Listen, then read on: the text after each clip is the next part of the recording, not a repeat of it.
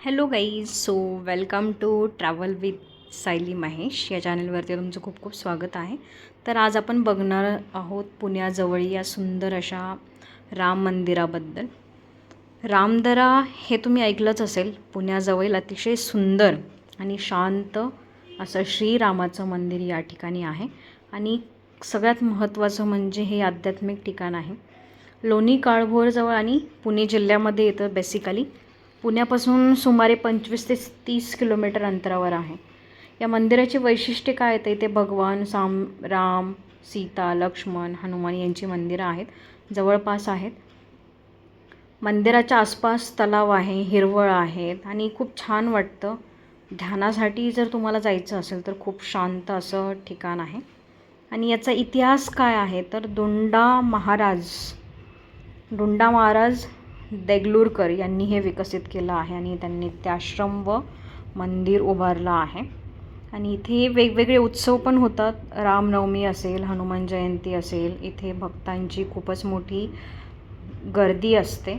हे मंदिर प्रसिद्ध काय आहे की शांत आहे. तुम्हाला तिथे गेल्यावर खूप पीसफुल वाटतं. आध्यात्मिक साधना तुम्हाला तिथे करावीशी वाटते.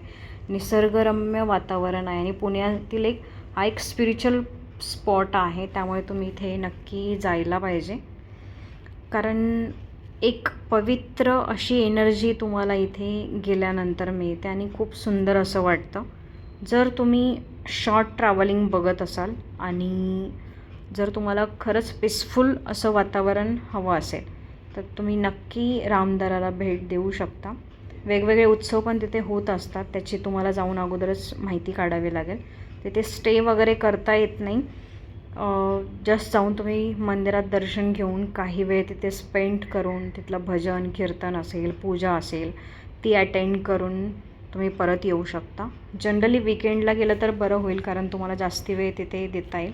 2 गोष्टी तुम्हाला इथे मिळतात. एक स्पिरिच्युअलिटी मिळते आणि नेचर, दोन्ही गोष्टी ते पाहायला मिळतात. आणि पाण्याच्या पाणी आजूबाजूला आणि मध्ये मंदिर, दुसऱ्या साईडने मंदिरात जायला प्रॉपर रोड आहे, पण ते लांबून बघायला ना खूपच छान वाटतं.